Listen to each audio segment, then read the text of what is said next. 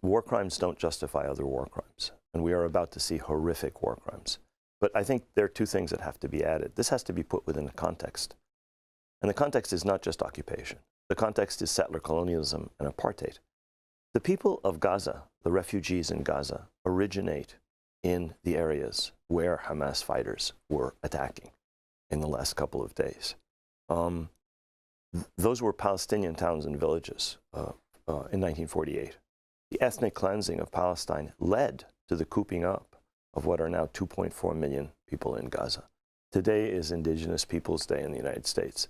These are the indigenous people of the southern parts of Israel that the Hamas fighters were attacking over the past few days. That's the first thing. The second thing is I think that we're about to see a paradigm shift. The idea that you can coop up 5 million people, put them behind walls, tighten the siege on them, use an eyedropper to allow them some food, some water, some electricity. That idea has exploded as a result of the horrific events of the past 2.5 days. This cannot continue. It's not just a matter of occupation. We have to recognize that you cannot treat an entire people the way Israel, not just under this neo-fascist government, but under all of its previous governments, have treated them. You cannot expel 750,000 people in 1948 and not expect the return of the repressed.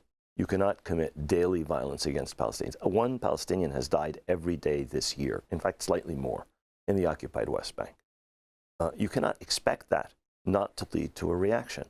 The reaction will be violent. The reaction sometimes may include things that are unquestionably war crimes. But that kind of pressure put on an entire people over 3/4 of a century will necessarily, inevitably bring a violent reaction.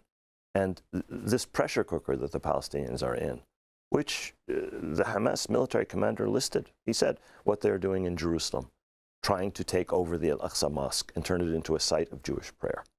What they are doing in the occupied West Bank in terms of the effective annexation of more and more Palestinian land to Israel and the application of Israeli law to Israelis and military law to Palestinians. Apartheid, 2 legal systems in one place. The imprisonment of 5,000 Palestinians and the administrative detention of hundreds. And finally, the siege of Gaza.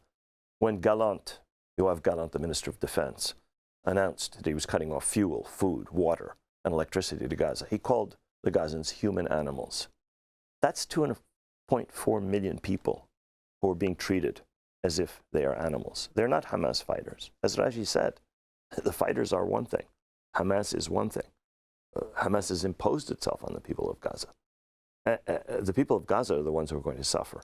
As in every one of these wars, almost all of the casualties are going to be civilians that Israel has waged on Gaza. This will be the 5th or the 6th attack on Gaza.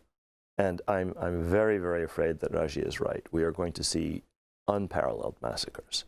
But I think we have to see that this may be the end of an era when people in Washington and people in Arab capitals assumed you could just fly over Palestine, ignore it, and pretend that we're in a new Middle East of peace while an entire people is living under this kind of incredible oppression. In a pressure cooker, it had to explode.